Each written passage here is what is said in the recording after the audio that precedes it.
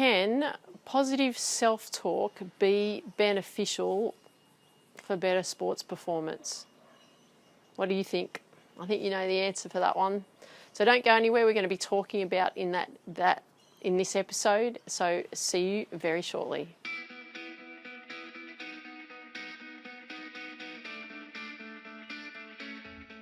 Hey there, welcome to Ambition Habits. Hi, I'm Tiff. So happy to see you here today. Positive self-talk, oh my goodness. If I had positive self-talk as a tennis player when I was like 17, 18, 19, 20, especially 20, because I went down the gurgler when I was 20, oh my goodness, it would have been I'd be talking to you from a different space today, from a performance perspective in tennis. I had poor self-talk, right? Negative self-talk. So I wasn't able to achieve what I wanted to achieve in my tennis career. So all I can really emphasize for you is how important positive self-talk is. And positive self-talk is really those positive statements that you're actually going to say to yourself that's actually going to help build you up, right? Give you confidence, give you belief, give you that self-belief, right? So that you know that, like, when you're talking yourself up, you're like, yep, I'm feeling better about things. Because the big thing in like what you want to be doing, like in your, not only in your sport, but also in your life, is actually like you want to feel good.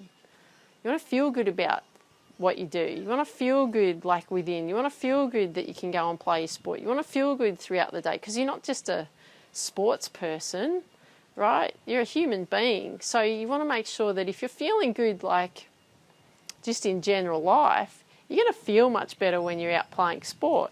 If you don't feel that great about yourself in general life, you're not going to play that well in sport, right? Because there's a saying, so how you are in one thing is how you are in everything. So what would you prefer? Would you prefer to have positive self-talk and really talk yourself up, or not?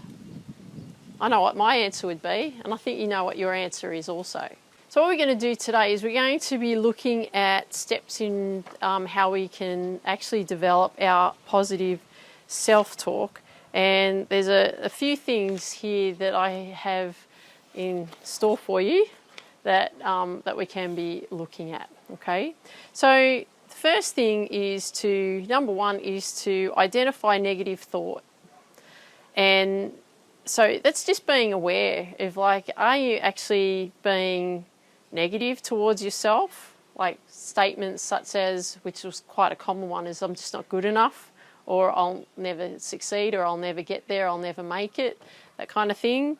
So what we want to do in that situation is we actually want to write them down. So if it's really good to have a journal, by the way, for this.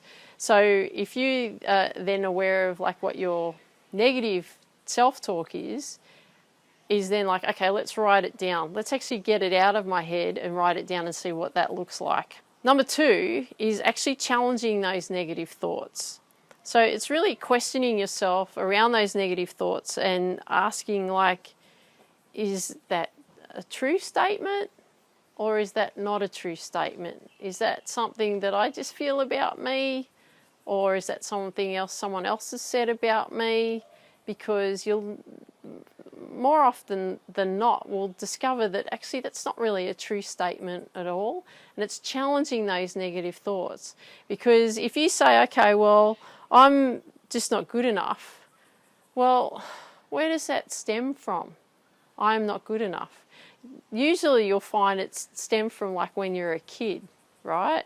That somebody said you weren't good at something, so that was your belief in everything. Right, so I know a lady that I used to teach golf to, and she used to tell me she can't catch all the time. Can't catch, I can't catch, I can't catch. So I threw a ball to her one day. She caught it. I said, see, you can catch. And she said, no, I can't catch. Right? Something in her mind that said that, but that stemmed from so many years ago. So I want you to challenge yourself around that. Is it a true statement? Is it something someone else has said to you? Is it a belief that you've had for a long period of time and it's actually not really true? It's just what you've perceived as being true over this time. Okay, it's awareness. Number 3, create positive affirmations.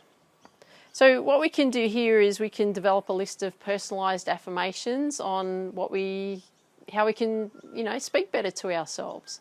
And what I've done, the episode that's actually following this one's going to be all around positive affirmations. I'm going to give you a whole list of them that you can actually start saying to yourself, okay? So, but you can create some now, some really good ones, like I'm working on improving me every day, or I am improving every day, or I am showing up and just focusing the best I can each day, or I'm showing up and just giving the best of me each day, or I'm staying in the present moment and just focusing on being in the moment for each thing that I do today. It can be very, very simple things, but it's going to help you in life and it's going to help you in your sport. Now, around the affirmations is doing it daily. So you don't just do, yeah, Tiff, I've done it once. Yep, I've got it, right? Do it every day. I have so many affirmations that I say to myself. I am statements, actually. When I get in my car and I drive to the gym, I've got like a whole list of things that I say. I know them verbatim now off by heart, because I've said them so often. So my automatic thing, it's become a habit. So I sit in the car and then bang, I start talking myself through all these affirmations that I've created for myself. There's other ones that I actually do when I come back from the gym as well, because I don't know them off by heart, and they're actually in my journal. So I actually then, when I sit down and write out in my journal, then I actually read out those affirmations as well. So it's really important you practice them every day, okay? Because you want to instill the goodness as such into the system, okay? And the other thing too, it's not only good for the mind, it's actually good for the body. Because when you start talking nicely to yourself, your body responds better. Your body starts to feel more relaxed. Your body starts to feel good about things, okay? Try it. Number 4, mental rehearsal. So visualization, like actually seeing what's actually going on, what you're doing, okay? So it's like being aware of like how you're talking to yourself when you're performing, being aware of how you're talking to yourself when you're practicing. So you could have that mental rehearsal of like, okay, in this situation, I'm going to talk this way and this is how I'm going to do it, versus, oh yeah, I always do that, right? So there's like in the, when people are playing golf and they'll talk about a particular hole and they go, oh, I always hit that one in the water. So when I'm on that hole, I always hit that in the water. So when they get to that hole, they go, oh, here we go. Because in their mind, they're like, I always hit that in the water. So what they do, hit that in the water, okay? So we want to make sure that we're starting to recreate scenarios in our mind from a mental rehearsal of what we want to happen versus what we think that we keep repeating, only because we keep repeating it mentally. We keep telling ourselves that we can't do something, and then we can't do it, and then we go, see, I told you. But you got to back yourself. That's a big thing. I was on a golf tour last week, and one of the ladies said, I just don't back myself. I just wait for myself to make a mistake. And she said, and then I do. And I said, well, there you go, right? So it's about changing that. So a good way around that is also that mental rehearsal around what you can do to change the way you operate in the sense of how you talk to yourself.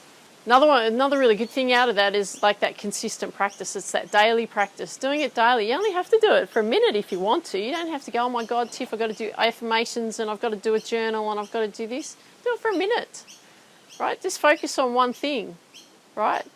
So if you're a tennis player and you're struggling a bit with your serve, well, just go through the process of your serve. Like go through your routine, go through how you're going to bounce the ball, what you're going to say to yourself before you serve, and then you do that so that then when you get out on the tennis court, that's what you then focused on. Now, this one is really huge. Surround yourself in a positive environment. So if you're in a very negative environment, you're playing with negative people, then guess what? You're probably going to draw that into you as well. So you want to make sure that you're spending your time with positive people, because positive people make you feel good. Positive people make you feel motivated. Positive people help you enhance yourself. Positive people help you improve yourself, right? So you want to make sure that you're in that environment. Toxic people just bring you down. Like, they bring you down big time. So you don't want to be in that environment. Make sure that your practice partners are positive, the people you mix with are positive, and don't worry about your competitors. If you're competing against someone, it doesn't matter if they're negative, they can go into that space. You don't have to go and join them because you've been surrounding yourself in a positive environment, and then you have this nice big positive like circle or bubble around you that you can then protect yourself from all that negativity because you've really been working on it. Another really good one out of that too is listening to things like my episodes. They're good, of course, but reading books, listening to other people who have worked in the personal development space, like self-improvement space, that's a really good place to start, because you want to make sure that you're focused on talking to yourself nicely. I understand that because, like, growing up and then competing at the level that I wanted to compete at, like, everything was all about competition and beating you and all of this, and there was all this negativity around. So a lot of that, like, I tended to absorb too. So it was all about the, me then feeling I wasn't good enough, not thinking that I could get up to what I expected myself to do. People had put me down, all of that kind of stuff, and I would absorb it because I was in that environment. Not my parents. My parents were beautiful, but it was in that environment that I was in training and practice and coaching and all that. It wasn't a great environment. So, look, I didn't know at that time. Like, you didn't really talk about that sort of stuff when I was growing up in sport. It was just all about the physical rather than the mental and the emotional. But I can tell you now, like, from all the work that I've been doing ever since, and to this day I still work on myself, is that it's so important to make sure that you're surrounding yourself with those positive people, so that you can talk to yourself and be kind to yourself and listen to all that inspiration that's around you. We have so much access to that today, right? So we didn't have that like 30 years ago when I was competing. We've got it now, right? Books, podcasts, videos, you name it, it's everywhere. Number 6, practice gratitude. Really important. I think it's so important to be grateful for what you have. A lot of the time we look at what we don't have, and because we want more, and it's not about settling. I don't mean it that way. It's just being grateful. It's grateful to have a beautiful home. I'm grateful to have a lovely garden. I'm grateful to have, I've got my 2 pussycats over there who are just sitting there listening. I'm grateful to have my beautiful car. I'm grateful to have my beautiful husband. I'm grateful to have a beautiful family. All of those kind of things. So it's really important that we're just grateful for what we have. I'm grateful that I can go and play sport. I'm grateful that I can come and talk to you today and you listen to me or see me on the podcast or the video of what you're watching, listening to. So I can't express it enough, because when you start being grateful for what you have, you actually feel better and you actually feel lighter, and then it takes a lot of the stress away from yourself, because then you're grateful that you actually have the opportunity to be doing what you're doing, because a lot of people don't, right? In the country that we live in, Australia, for example, or America or UK or Canada, like great countries, and some of the European countries, like, we have access to everything. We can do whatever we want. So we want to make sure that we're grateful that we have this opportunity. I'm grateful to be born in Australia. I'm grateful to have the life that I have. It's so amazing. And it gets even more amazing as I get older. And then here's a way in which, some practical ways that you can then implement your positive self-talk. So you could have, for example, a morning routine. So like my morning routine, for example, is, so I'll get up in the morning, I get ready, I go to the gym. Actually, before I get out of bed, I do say, today's going to be a great day. That's the first thing that I say. And then I go and get myself ready for the gym. Then I jump in the car and then I drive to the gym, and then I repeat all my affirmations and also some gratitudes.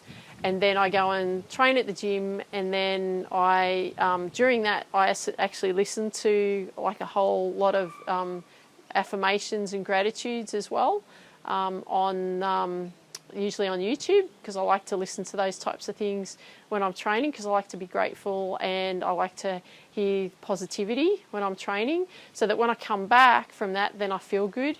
And then what I then do is then I write in my journal of what I want my day to look like and how I want to feel today. And then I will then read out some more affirmations, these other affirmations that I've got from Louise Hay, which are really great ones. And then I start my day, right? And then I plan out what I'm going to do and so on. So there's ways in which you can do that. Also at the gym, I do jump into the sauna after, and I do that for a couple of reasons. One, because I know it's good for my health, and it's quite beneficial for older women to go and jump in the sauna, and for women in general to do sauna rather than cold therapy. Our bodies respond better to that, but I do, sauna and cold therapy, sauna, cold shower, and so on, because I know it benefits my body, but also I love it because it benefits my mind. But I love to just go and sit into the sauna, and I can have some peace and quiet. I can escape from everyone. I don't have to talk to anyone. I can just close my eyes and just absorb. Another really good one thing that you can add into your routine is like throwing some meditation. Like some people think that they have to meditate for a long period of time, and like I do like to meditate for a long period of time, to be honest, but I don't always do that because I just don't make the time for it, because there's so many things that I want to do throughout the day.